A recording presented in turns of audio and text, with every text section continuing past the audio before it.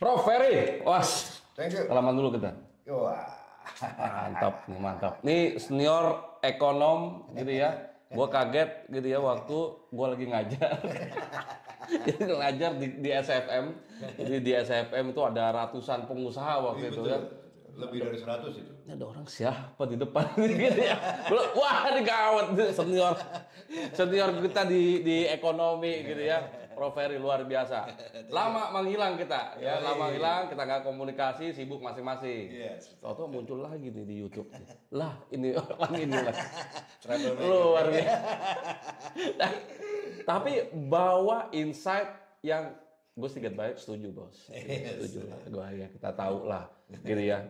Kalau Prof Ferry itu bukan lebih banyak di high level gitu ya. Kayak ekonom ya turun-turun sedikit gitu ya. Nah kalau gue emang lebih banyak di bawah bos gitu ya. Lebih bawah banyak gitu. Jadi ya lebih urusin mikronya lah ya. Lebih soal mikro. Jadi makronya, mikronya gitu. Prof ada apa sih? Sebenarnya nih yang lagi rame apa sih? Yang lagi rame udah jelas lah kalau sekarang terakhir ini kan Trump ya menekan tarif yang Ya, oke, Trump. 32% ya? 32% kita kena reciprocal tarif gitu kan.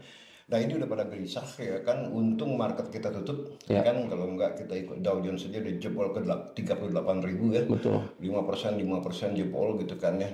Nah kita lihat juga bagaimana rupiah kita kena berdampak offshore ya. Kalau onshore bukan. Nah offshore itu udah 17.000 ya, NDF-nya, implied-nya 16.900 sekian gitu kan ya.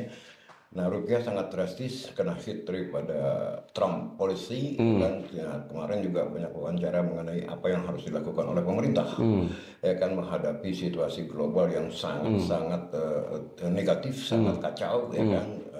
Bukan Indonesia aja tapi juga all over the world ya, semua negara. Cina kayaknya balas dendam dengan 32% tarif ya kan ya. Negara-negara lain seperti ASEAN lagi mencoba mengadakan satu collective action di mana ya hadapi Trump ya, bahkan pertama via negosiasi dulu ya kan. Seandainya itu lagi dilakukan ya, negosiasi lagi coba dilakukan ya. Seandainya itu gagal, mereka tentu akan mengambil sanksi-sanksi juga ya terhadap barang-barang impor dari Amerika. Poinnya adalah kembali lagi, karena dalam trade war ini tidak ada the winner, ya kan, semua will be the loser, ya kan ya.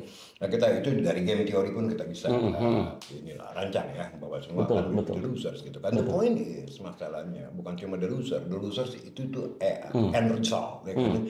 Tapi before the end result we reach, ya kan, dan akan terjadi adalah uncertainty. Betul. Uncertainty yang sangat tinggi sehingga membuat konsumen akan keep the money, ya kan, hati-hati setiap kali sebelum hujan, spending akan turun dari sisi consumer, dari sisi demand, dari sisi supply, produsen pun nggak akan capex, ya kan, udah bagus-bagus bisa memelihara apa yang ada, ya kan ya, udah bagus-bagus tidak mem-PHK, tapi kalau sampai mem-PHK artinya supply pun turun, demand turun, supply turun, yang ada adalah resesi nanti, betul.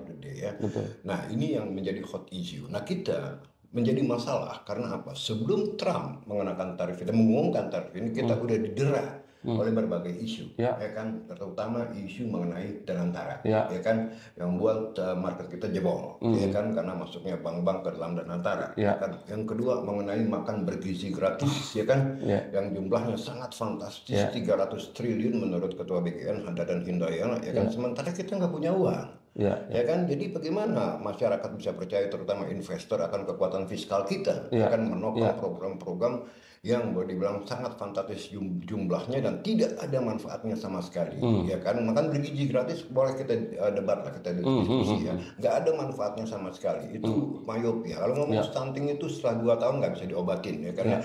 Dan yang kedua ya kan, total rakyat yang memerlukan gizi benar-benar buruk itu cuma 20 juta dan itu nggak semua anak sekolah, ya kan. Mungkin dari anak sekolah cuma 5-6 juta, tapi ini yang mau disuapin adalah 82 juta anak sekolah, sehingga memakan biaya sampai katakan ada orang kaya juga, ada orang kaya juga, orang kaya yang tidak membutuhkan kematian, tidak kurang gizi gitu, Nah ini big nonsense semua, sehingga masyarakat nggak percaya dan akhirnya stock market kita dibuang, ya kan ya, jor-joran buang, dolar mulai ngacir ke 16.500, 16.050, sekarang udah di posisi hampir 17.000 akibat daripada Trump effect, kan ya. Nah, ini semua bad negatif. Saya nggak tahu begitu market buka ini minggu depan nih ya akan ke berapa indeks harga saham gabungan kita. Sebab kalau kita ngelihat all over the world semua Jerman ya, Wall Street ya kan, London semua drop habis-habisan gitu loh bos ya. Nah mungkin yang menarik adalah kembali lagi dipertanyakan kalau kita ngomong UMKM misalnya ya, mungkin itu menarik ya. Itu kira-kira bagaimana impactnya? Basically gini, UMKM itu resilient, mereka resilient karena apa produk-produknya itu produk-produk sehari-hari makanan ya, basic needs betul. Nah yang lebih matters lagi balance sheet-nya bersih. UMKM tuh hampir nggak punya utang, beda sama big corporate. Betul. Makanya dikatakan ekonomi kita resilient karena 60% output GDP kita dari UMKM, kan ya, dan mereka tidak punya utang, ya produksi mereka, produk-produk mereka juga kebutuhan sehari-hari, ya kan, ekonomi mau bangkrut, mau moles, mau meriah, pokoknya UMKM orang harus makan, harus minum, ya kan, harus pakaian segala macam gitu loh. Nah jadi kalau UMKM sih, I think nggak seperti tahun 90. Ya itu kan diuntungkan tuh. Artinya negara ini lagi makronya lagi gonjang-ganjing, tapi kita mikronya kuat dan konsumsi domestiknya juga bagus. Iya, jadi gini, walaupun ada impact tapi ya kan yang jangan dibayangkan seperti big corporate ya. Big corporate modern sektor itu ya. Pertama adalah balance sheet-nya punya utang dalam dolar. Pasti dengan dolar yang ngatur itu babak belur ya kan. Yang kedua ya kembali lagi bukan tidak mungkin mereka melakukan PHK. Nah, PHK ini yang biasanya ada di formal sektor akhirnya terjun ke UMKM jadi informal sektor gitu kan. Entah dia narik Gojek, dagang bakso ya kan, segala macam langsung UMKM karena tidak tertampung lagi di formal sektor gitu kan ya. Nah, makanya kita tidak terlalu worry dengan economic growth kita akibat TAM ya kan. Mungkin kita jatuh pertumbuhan ekonomi yang diestimasi 4,95%. Bukan 8. Ya kan mungkin ke 4,5%. Ya agak turun lah ya rata-rata. Tapi nggak separah yang dibayangkan karena kita tadi punya sektor yang outputnya besar 60% adalah UMKM yang basically resilient gitu loh. Betul. Itu sih bos ya kan. Oke. Impact ada. Ya, impact ada terhadap makro ya, terhadap kondisi ekonomi, impact ada. Tapi memang mereka ini agile. UKM ini agile.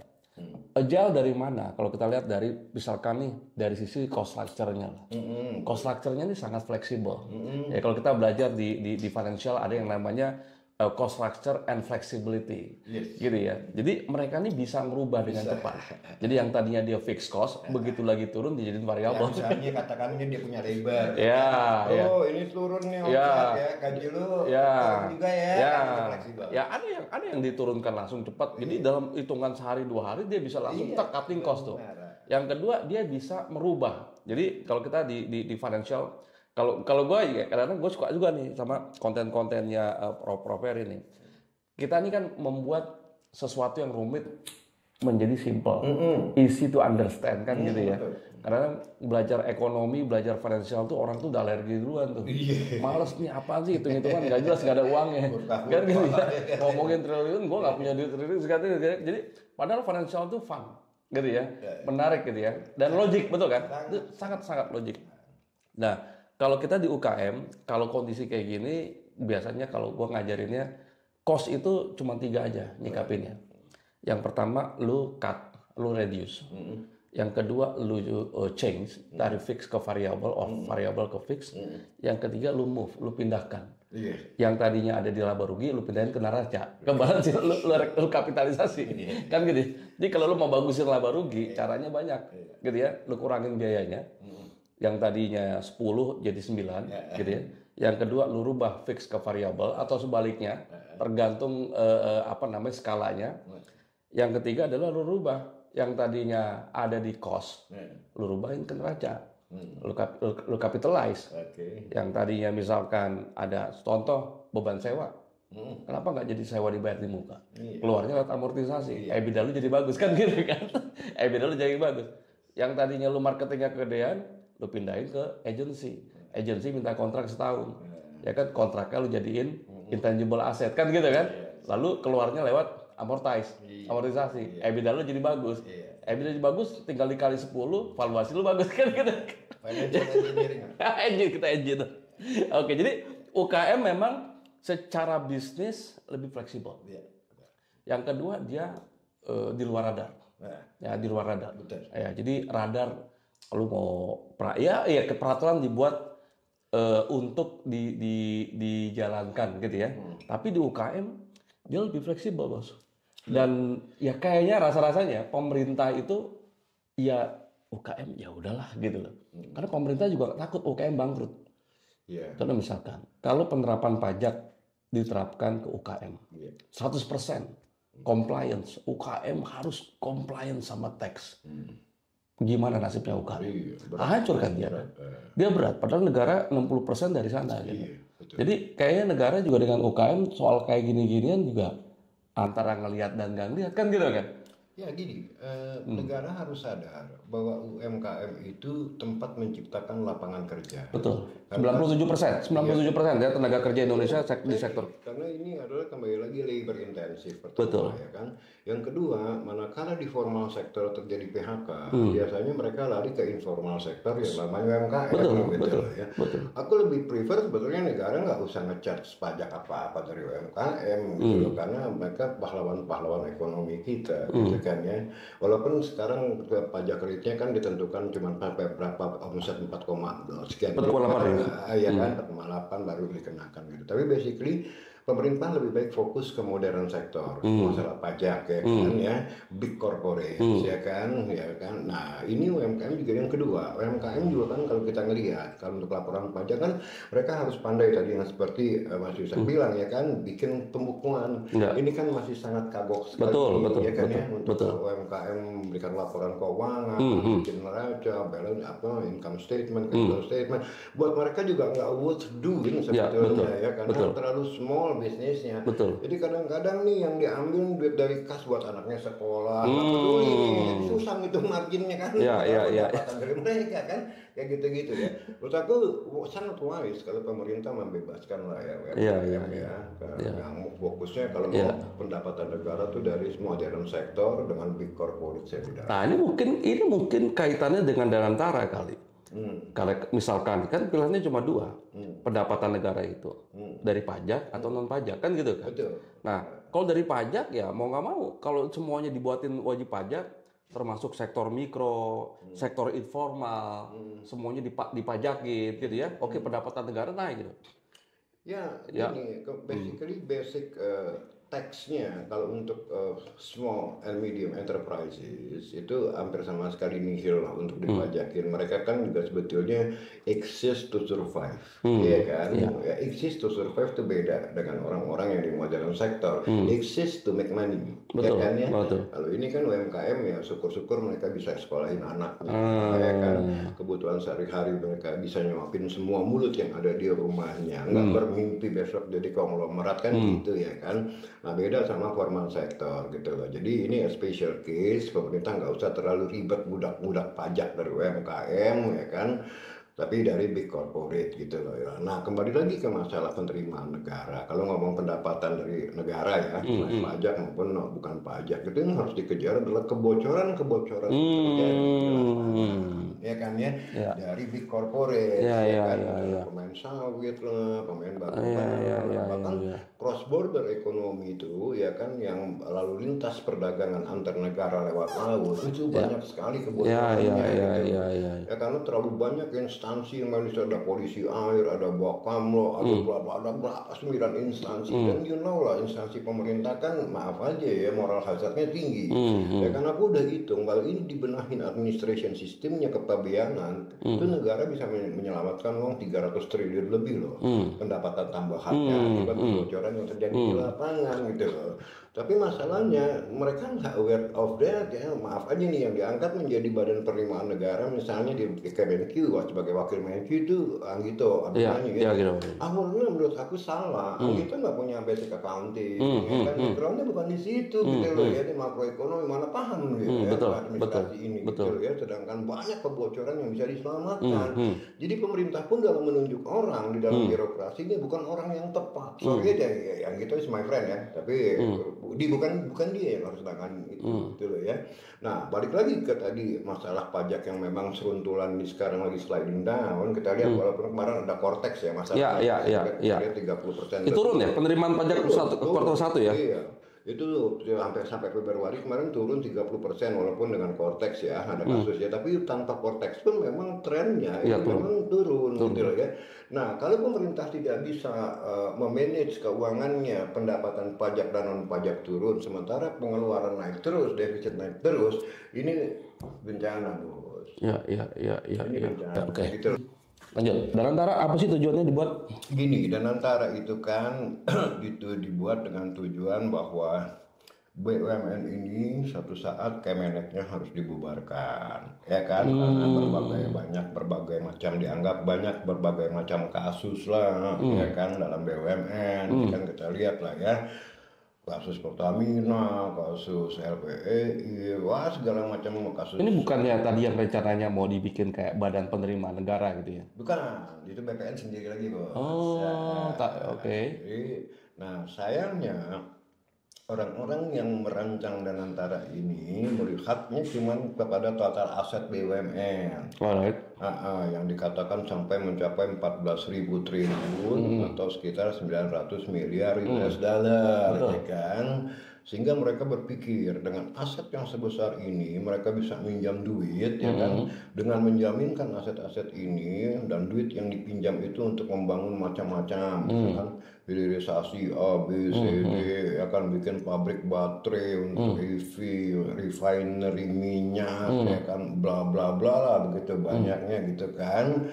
Nah, masalahnya adalah kembali lagi, ya kan, apakah itu memang benar? Nggak benar. Total aset 14.000 triliun itu paling-paling net worth-nya tuh cuma 10%, ya kan ya? Sisanya liability ya? Sisanya liabilities gitu loh, ya kan? Bank kan 90%. Ya, dan pihak ketiga ya. Pihak ketiga. Kan? Jadi ini udah a big nonsense. Tapi itu confirm bahwa 14.000 triliun itu aset bukan net worth. Bukan network, ini kan itu kan A, B, C, D, pakai kalkulator doang, Bos. Kan hitung si A plus B plus C plus D mendapat angka 14 ribu.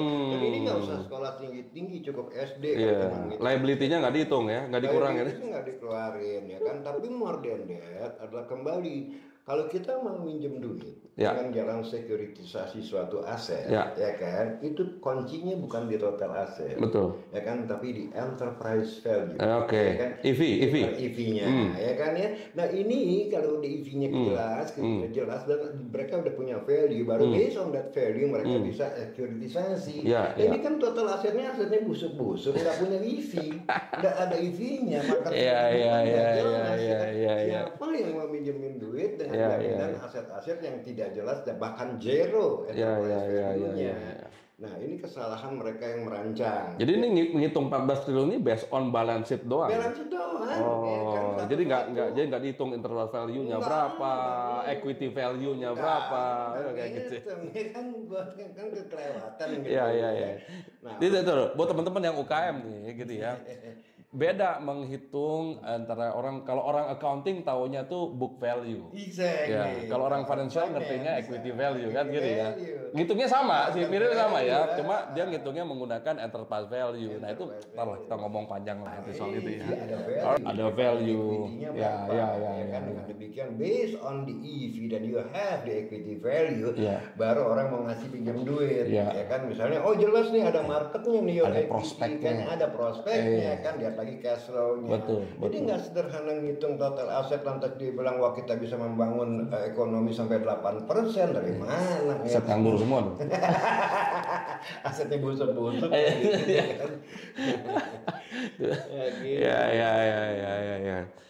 Oke, jadi overall jadi Danantara ini diciptakan ya pasti kan berkaitan dengan tujuan atau program atau goals dari Presiden Pak Prabowo gitu ya. Gitu ya. Terkait masalah pertumbuhan ekonomi 8%. Ada kaitannya nggak? Ya karena dianggap tidak ada jalan lain selain mengkapitalisasi total aset BUMN untuk menjack up pertumbuhan dari 5% ke 8%, jadi dipikir Danantara ini bisa menjadi kendaraannya.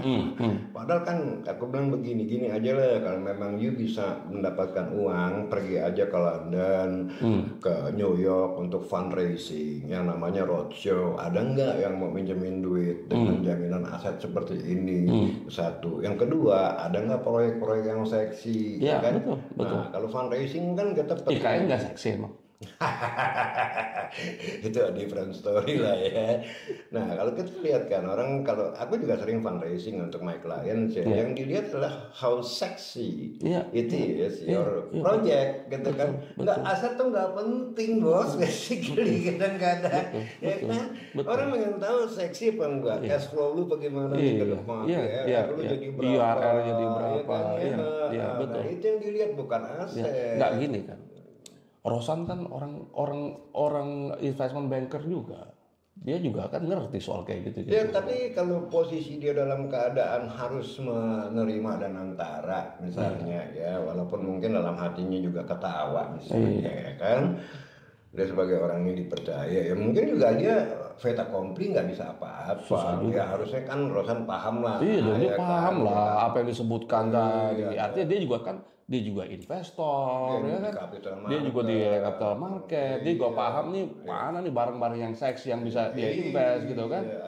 Nah terus, ini akibatnya jadi kan orang berpikir, kasihan Rosan juga ya kan, kalau orang di luar kayak kita lah di capital market akhirnya berpikir ada apa di balik proyek yang sama sekali nggak masuk akal ini, kok Rosan mau kan gitu, ya kan ya. Nah itu pertanyaan yang wajar kita di capital market gitu kan, something wrong lah ya. Lantas dia pasang lah nama Ray Dalio, dia pasang nama betul. Seolah-olah wah ini institusi yang kredibel karena the biggest investor ada di dalamnya, nggak usah takut dia akan mengawasi. Tapi ini kan sebetulnya cuma make up aja gitu kan. Ujung-ujungnya kan kalau kita mau fundraising, apa yang mau diinvest? Proyeknya apa, bukan apa? Siapa yang menjual, ya kan? Walau kita pasang nama Radial itu kan gue nggak penting. Ya artinya kalau ada barang yang seksi, investor yang nyari-nyariin kan gitu ya, kan gitu ya. Kita nggak perlu cari investor, iya dia akan datang. Gue pernah bantuin juga ada beberapa UKM yang lagi growing, gitu ya. Itu dia sampai nolakin lebih dari 20 investor. Itu benar. Itu dia kerjaannya tiap hari nih ada investor dari Singapura lah segala macam. Karena memang bisnisnya seksi. Nah, duit yang nyari. Duit yang nyari, betul. Bukan kita sure. nyari. Betul. Benar, alright, bos. Jadi ini kembali lagi bukan lu jual siapa, bukan lu jual Ray Dalio atau Taksin atau si Jeffrey Sachs, ya kan? Tapi yang lu jual proyek lu apa? 3 juta rumah kan katanya mau didanain tuh dalam tanah. Ini bahaya karena nanti duitnya dari mana diambil, dari bank. Seandainya ya, I believe kalau tidak dapat investor dari luar, nanti aku juga tidak yakin bakal dapat investor dari luar. Nanti yang funding ini adalah bank-bank himbara. Habis dong, kan bahaya. Ya kan? Ini bukan provokasi loh, ini analisa. Ya kan? Nah, itulah makanya aku bilang bank-bank ini dikeluarin. Bank-bank dikeluarin pun belum tentu aman karena masih berupa BUMN, ya kan? Tapi ya walaupun darurat swasta lah ya juga ada ya. Tapi apalagi kalau tidak dikeluarkan, ada di dalamnya kan jauh lebih berbahaya. Karena sistemik ya. Bank ini impact-nya sistemik ya. Iya dong, sistemik banget bos. Satu bank di-run atau di-ras kan itu ngerembet ke bank-bank lain. Akhirnya kering likuiditas, jebol ekonomi kita. Itu udah mulai kelihatan belum? Tarikan BI Fast atau segala macam. Dari BI Fast katanya sih banyak yang bilang nih udah mulai orang-orang, maaf ya ini bukan provokasi loh, ini analisa ya. Katanya sih dari transaksi BI Fast tadi udah banyak yang berpikiran bahwa orang-orang mulai meninggalkan bank-bank himbara, ya kan, terutama yang masuk di dalam Danantara ke bank-bank lain yang non himbara, ya kan, apakah itu asing, apakah itu lokal, gitu kan. Ini sangat berbahaya, makanya aku fight supaya 3 bank ini dikeluarkan. Ya itu mudah-mudahan nggak terjadi ya. Kalau nggak, wah bahaya tuh, repot tuh kalau kejadian. Ya mudah-mudahan soal bank ini ya bisa aman lah ya, karena kalau sampai kena, wah kacau. Kita kasus kecil aja dulu 2009 ke 2008 kasus Bank Senturi itu kan kecil. Betul. Itu cuman amalnya cuma 6,1 triliun ya kan, ini kan ribuan triliun. Betul. Ini bisa dalam sekejap kolaps kalau salah atau memberikan informasi kepada masyarakat. Karena bisnis bank is based on trust, ya kan. Kalau terjadi distrust itu yang paling kacau. Walaupun ekonomi baik-baik aja, kalau bank terjadi distrust, ya kan, diras, ini bahaya. Itu my message kepada pemerintah. Aku bukan mau menggoyang pemerintah, aku bukan mau menggoyang presiden, sebab ongkosnya mahal mahal kalau pemerintah goyang, capital outflow, political instability, apalagi kita sendiri jadi korban. I'm just warning. Gitu loh, aku sebagai ekonom memberikan masukan-masukan, ini salah, ya kan? Kenapa salah? Ada logikanya.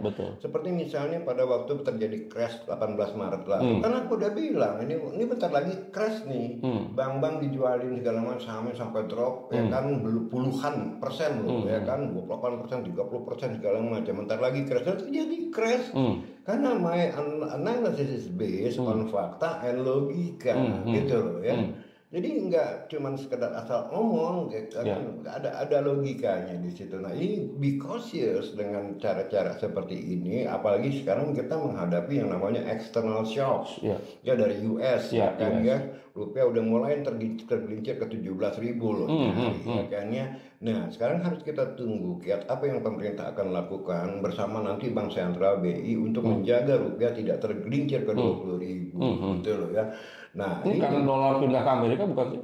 Malah The Fed naikin suku bunga. Iya, siapapun megang, bukan cuma harus lari aja. Even kita pun bisa beli dolar kalau kita merasa itu safe haven. Nggak usah harus kabur dolarnya ya. Tapi kan ini walaupun dolarnya ada di sini, tapi orang nggak percaya rupiah pegang dolar ya rupiahnya terus melemah gitu, ya kan?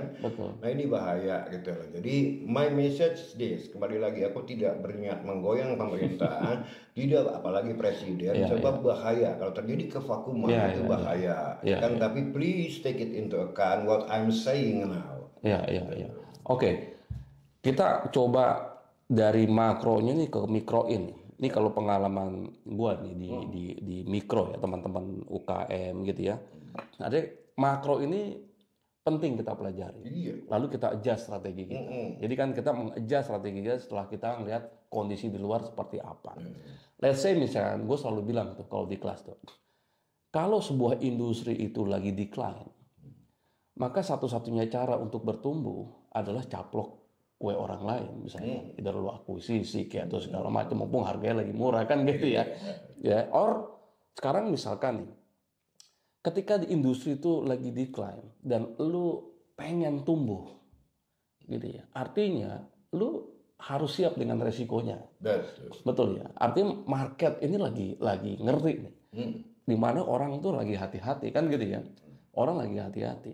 Terus kalau lu ngejar pertumbuhan, gitu ya, lu kejar pertumbuhan, maka lu harus siapkan cash flow yang kuat. Kalau nggak ada cash flow-nya, pertumbuhan susah dikejar, kan gitu ya. Artinya harus ada yang dikorbankan nih. Kalau gue punya teori yang namanya objective triangle, growth, profitability dengan cash flow. Ini kan tarik menarik nih, gitu ya, tarik menarik. Kalau lu kejar growth, gitu ya, kadang lu harus korbankan profitability, gitu ya. Growth nih, gue pengen yang beli banyak, ya udah lu diskon aja. Kalau lu diskon, profit lu kena. Bottom line kena. Nah, bottom line kena. Nah, problemnya cash flow lu dari mana? Kalau dari operasional cash flow lu nggak bisa, berarti kan lu harus dari dua tempat lagi nih. Either dari investment or dari financing, kan gitu kan? Nah, financing di kondisi kayak gini, siapa yang mau danain? Uang lagi mahal, kan gitu ya? Kena lagi nanti di bottom line. Artinya, kadang-kala ya kita harus pintar-pintar juga nih, ngelihat kondisi luarnya di luar kayak gini, growth, ya oke growth, tapi mungkin bukan exponential growth yang kita kejar, mungkin lebih stable growth, artinya lebih realistis. Terus juga karena di luar ini uang lagi susah dicari, make sure operational cash flow kita jadi lebih bagus. Mendapatkan payment dari customer usahakan lebih cepat. Profitability margin kalau bisa lebih bagus. Kan gitu ya. Jangan terlalu dor-doran diskon-diskonan. Gitu ya. Customer acquisition cost kalau bisa dikecil-kecilin. Kan gitu ya. Lalu juga utilisasi aset. Gitu kan. Nggak perlu nambah-nambah aset capex. Jangan dulu lah gitu ya. Aset lu maksimalkan. Lu hitung revenue itu yang tadinya lu hitung cuma revenue-nya cuma gelondongan doang, sekarang lu hitung revenue per square meter kalau lu restoran, gitu ya, revenue per table, kayak revenue per employee dan segala macam untuk ningkatin productivity. Nah kalau di makro kondisinya itu relevan nggak sih? Sangat relevan basically apa yang dari menjadi satu acuan atas kepercayaan investor terhadap satu negara, bos. Ya kan, kalau dilihat balance sheet-nya buruk, terutama balance sheet pemerintah. Pemerintah punya balance sheet? Oh ada ya. sheetnya, tapi terutama yang paling penting adalah kalau dalam perusahaan income statement. Ya, income statementnya. Kan, ya. Laba ruginya, pendapatan lo berapa, pengeluaran lo berapa, sehingga net income lo merah atau hijau kan gitu. Betul. Ya, kan, ya. Kalau merah berarti defisit. Betul. Ya, kan, ya. Kalau hijau berarti surplus. Nah kita ini defisit udah sangat tinggi, gitu kan ya. Setiap tahun semakin tinggi. Sekarang diperhitungkan sekitar 616,7 triliun, ya kan, dengan pendapatan negara 3.000 triliun, APBN 3.600 sekian triliun, maka itu defisitnya. Betul. Ya kan. Nah, defisit ini menjadi acuan bagi investor secara agregat untuk masuk atau tidak ke dalam satu negara, ya kan ya. Oleh karena itu negara pun sama kayak perusahaan ada ratingnya, ya kan ya. Misalnya Sinarmas ratingnya triple A, double A gitu kan. Negara kita ratingnya itu triple B, kan? Yang artinya investment grade, ya kan. Artinya apa? Bahwa utangnya negara ini masih bisa bayar, ya kan, walaupun suku bunganya tinggi, ya kan, masih aman, masih stabil. Outlooknya ke depan tidak ada pergolakan daripada GDP kita turun naik seperti Argentina, betul. Inflasi terjaga, ya kan, semuanya oke lah ya, pasti dibilang investment grade, yaitu triple B. Yang kita takutkan adalah dengan kasus-kasus seperti pemborosan yang sangat dahsyat, menggerogoti keutuhan APBN kita, ya kan, sehingga APBN kita tidak solid lagi dengan program-program seperti MBG yang katanya ratusan triliun, dan Antara juga membutuhkan ratusan triliun. Lantas ada program lagi yang ultra populis membangun 3 juta rumah, sementara kalau ini subsidi negara nggak punya duit, ya kan. Lantas ada koperasi merah putih membutuhkan 300 triliun. Ini dari mana gitu loh, ya. Jadi internal sendiri kita udah digoyang nih rupiah kita oleh masalah internal, ya, masalah sustainability of our fiscal gitu kan ya. Nah, selebihnya lagi sekarang ditampar lagi dengan external forces, yaitu kasus Trump, ya kan ya. Nah, ini buruk lagi. Yang kita takutkan dan sering lupa adalah kalau kita kaitkan makro dengan mikro, bos, ya kan. Nah, dalam mikro itu kan kalau umpamanya kita permintaan revenue kita turun, ya kan, ujung-ujungnya sampai ke bottom line turun, ya kan ya, karena paling atas ada revenue, dikurangin cost of goods sold, ya kan, sehingga dapatlah marginnya, gross margin, EBITDA. Nah, kalau sampai ininya merah, ya, ke bottom line merah, nah di tengah-tengah ini ada pembayaran bunga, kalau utang, Nah, kalau sampai pembayaran bunga ini tidak bisa dipenuhi, akibatnya kredit macet menumpuk, ya kan, di perbankan, ya kan ya. Ini bahaya kalau NPL perbankan naik, ya kan, orang udah worry nih, bisa gugur ini bank, ya kan, walaupun capital adequacy rasionya tinggi, ya kan. Nah, ini semua nanti akan menuju dalam makroekonomi yang namanya debt deflation spiral, ya kan. Utang naik, harga-harga turun, artinya deflasi, bukan inflasi karena permintaan turun, ya kan ya. Tapi semakin deflasi, semakin debt semakin tinggi. Nah, sebut debt deflation spiral, ya kan. Nah, ini semua basicnya mikro, ya kan ya. Tapi kalau kita bawa ke makro, muncul apa yang namanya debt deflation spiral yang sangat berbahaya, gitu loh. Nah, kita sekarang lagi menunggu nih apa kiat-kiat pemerintah menghadapi gejolak eksternal yang sangat dahsyat dari Trump ini. Apakah pemerintah mau menyehatkan fiskalnya atau tidak? Yang pertama. Yang kedua, apakah BI punya kemampuan untuk menjaga dolar, menjaga rupiah, ya kan, agar dolar tidak terbang ke 20.000, kan gitu. Nah, kalau ngomong BI tergantung lagi instrumennya. Instrumen pertama adalah intervensi. Cadangan devisa kita dipakai untuk menurunkan dolar. Nah, kalau tidak mempan, lama-lama cadangan devisa kan habis, ya kan ya. Nah, disinilah bisa terjadi yang namanya speculative attack, ya kan. Semakin tinggi dolar itu bahaya, dia punya peluru, ya kan. Nah, yang kedua adalah instrumen lain, yaitu menaikkan suku bunga, ya kan, untuk menjaga supaya orang tertarik membeli rupiah, tidak membeli dolar kan. Nah, masalahnya pada saat ekonomi lesu, kalau suku bunga dinaikin untuk menjaga rupiah, ini juga akan negatif terhadap pertumbuhan ekonomi kita, ya kan. Ini tidak percaya juga orang terhadap rupiah, ya kan. Belilah dolar, jadi sulit. Ini situasi yang sangat sulit. Prof, ini kan ya tadi yang gue bilang ya, financial ekonomi ini kan kayak main balon gitu ya. Lu pencet sini, gelembung sini. Gitu. Benar. Kalau kita misalkan ya, oke, kita mau cari investor nih biar tumbuh kan gitu. Kalau di bisnis kan gitu ya. Kita ada status startup nih, dia dapat investor buat scale up kan gitu ya. Nah, ini negara ini kan pengen scale up nih. Pengen dapetin pertumbuhan 8% gitu ya, salah satunya gitu ya. Nah, tapi gitu ya, tadi kan Prof juga bilang tuh, ini fraudnya juga harus dibenahin sebenarnya. Kalau di perusahaan itu, kalau gue misalkan pegang satu company, sebelum gue undang investor, gue benahin dulu sistemnya, terutama fraudnya. Oke, bottom line negatif, fine. Ya, bottom line negatif. Asal bottom line negatif itu betul-betul karena memang itu begitulah apa adanya. Tapi kalau negatif karena ini banyak fraud, misalkan nih, orang salesnya fraud, misalkan ya, dia jualan customer fiktif, tahu-tahu barang tuh retur dibiayakan kan gitu ya. Lalu misalkan terjadi inventory hilang, loss inventory, damage inventory, dan segala macam gitu kan. Nah, artinya ngapain gue ngundang investor kalau ini banyak fraud?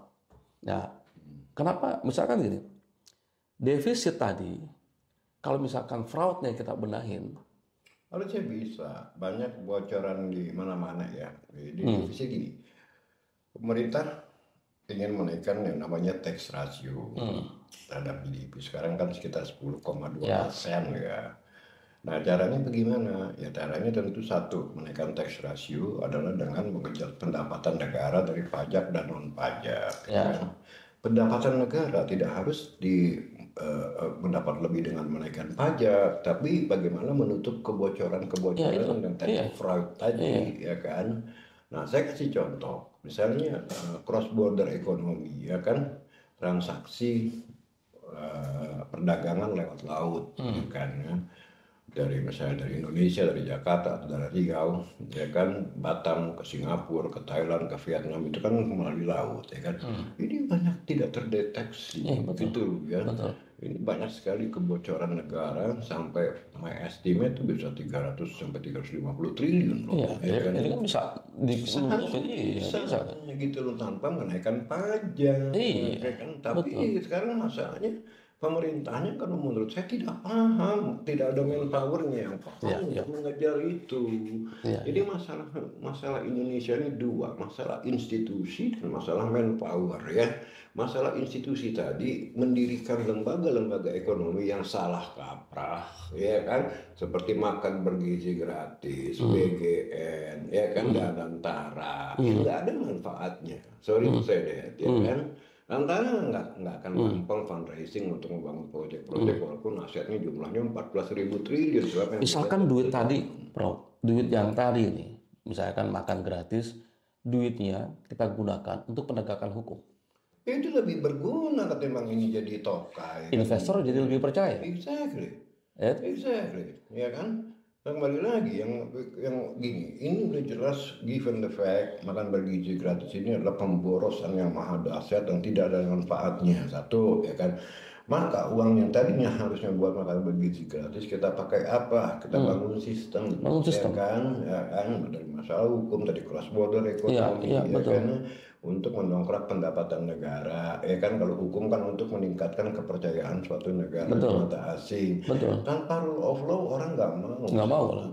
Saya pernah ketemu orang-orang American Embassy, dia pengen bangun semiconductor industry di Indonesia. Lalu dia bilang, aduh banyak sekali kekurangan Indonesia, makanya salah satunya adalah rule of law. Juga manpowernya nggak mencukupi, karena ini kan high tech ya, harus orang-orang yang pintar. Dia kan high tech ADN 40%, kita nggak bisa supply lah orang-orang pintarnya 40%, gitu kan ya. Akhirnya mereka lari ke Malaysia, ke Singapura, ya kan, nggak ke Indonesia. Karena banyak sekali, dan salah satunya adalah rule of law yang cacat.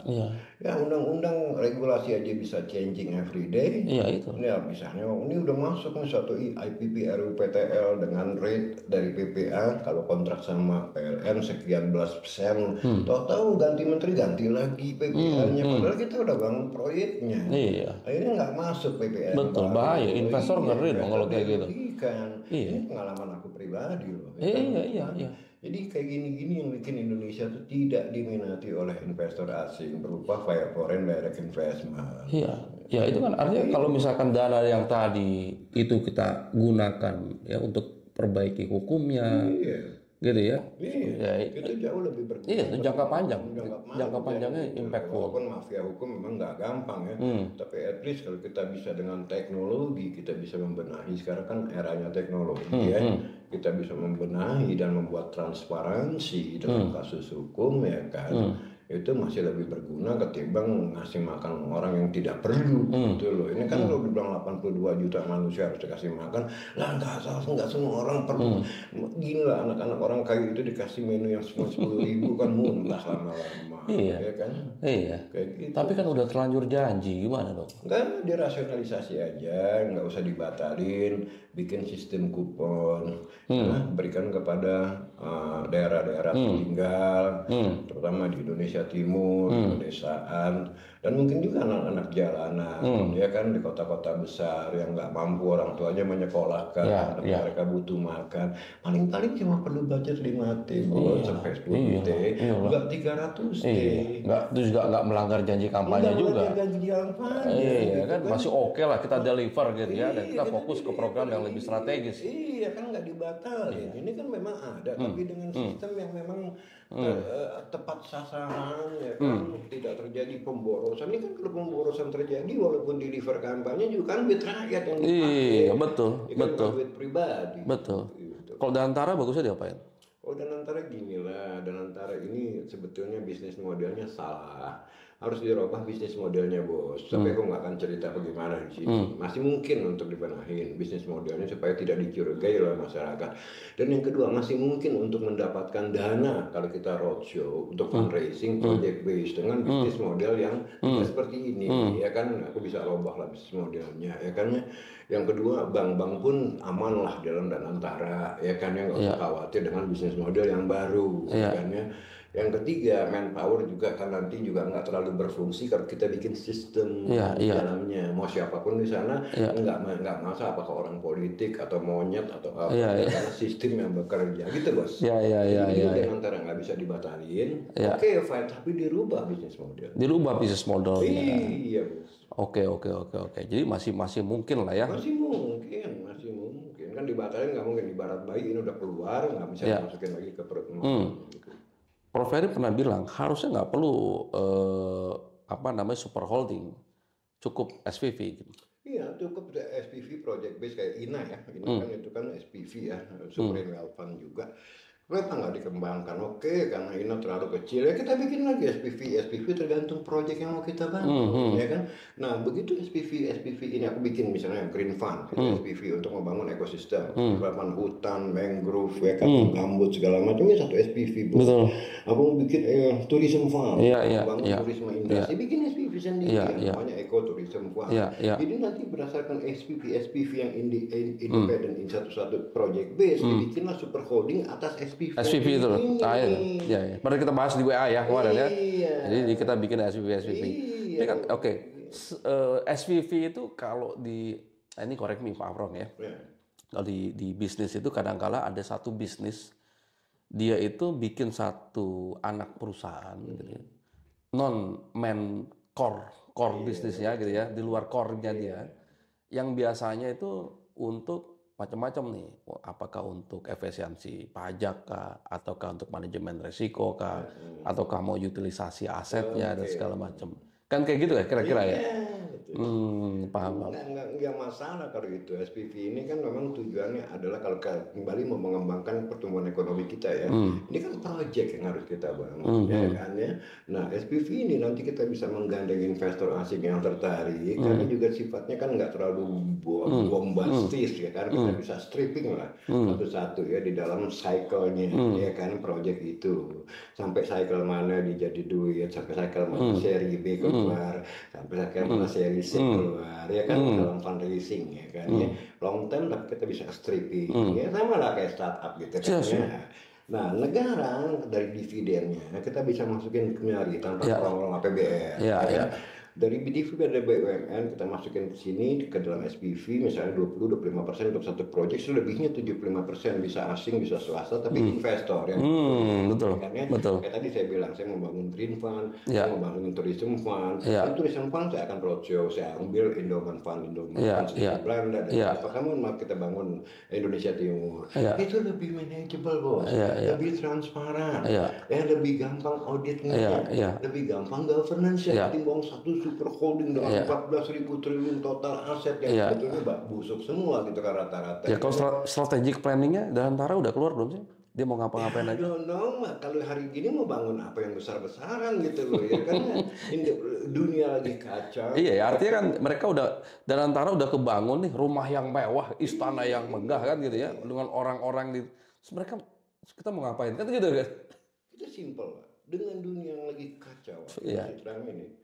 Even the biggest investor in the world. mikir lah. Warren Buffett dia cash is king. Iya, cash is king. Dia tarik likuiditas. Benar. Iya, sekian gila. Kalau setiap orang bilang no project. Iya, no project. Iya, betul. Mau bangun apa? Sedangkan yang dia susah. Iya, apalagi bangun refinery. Nah, itu problemnya kan. Artinya mungkin di situasi kayak gini ya, mungkin tadi tuh penegakan hukum tuh yang lebih utama menurut itu yang directly seorang presiden punya power bisa lakukan. Gini, kalau Pak Presiden bisa menunjukkan giginya dalam penegakan hukum itu positive point. Artinya apa? Wah, this guy can be you can trust him lah gitu kan. Macam-macam dengan BUMN hajar gitu kan. Kasus Pertamina lah, kasus Timah, ya kan itu kan kasus yang bukan kecil, gitu kan, kasus ribuan triliun itu kan ratusan triliun. Ini kok nggak ada kabarnya mas sekarang. Katanya mau menghajar korupsi kan gitu. Saya penjarakan di tengah laut biar dimakan hiu, tapi buktinya mana kan? Maaf ya Pak Presiden ya, kita rakyat cuma menunggu. Iya. Kita juga di bawah juga nunggu itu. Jadi kayak misalkan nih, artinya gini, saya banyak nanganin UKM. Mereka sebenarnya happy aja kok bayar pajak, nggak ada masalah. Selama ada kontribusi apa negara nih buat gue gitu. Gitu ya, apa baliknya gitu loh. Tapi kalau misalkan toto kita bayar pajak, ntar ada kasus korupsi, males juga kan gitu kan. Bayar pajak buat dirampok. Iya. Oke. Ini luar biasa nih, banyak ilmu nih ngobrol-ngobrol dengan Prof. Ferry Latulihin, teman-teman, gila, keren banget. Kalau mau belajar corporate finance ya teman-teman ya, valuation, makro, ini master. Nanti kita kasih training. Ya, kasih training ya. Ini gue bilang nih Aswad Damodarannya Indonesia. Aswad Damodarannya Indonesia nih, gitu teman-teman. Oke, nanti kita bisa kolaborasi lah ya, Prof ya. Kita ngobrol-ngobrol ya. Kita ngurusin yang di bawah aja lah gitu ya. Ngurusin yang real aja gitu ya. Oke. Thank you ya teman-teman ya. Thank you Prof. Ya, kita ngobrol-ngobrolnya gitu ya. Coba sukses perjuangannya nih. Sama-sama. Thank you teman-teman semuanya.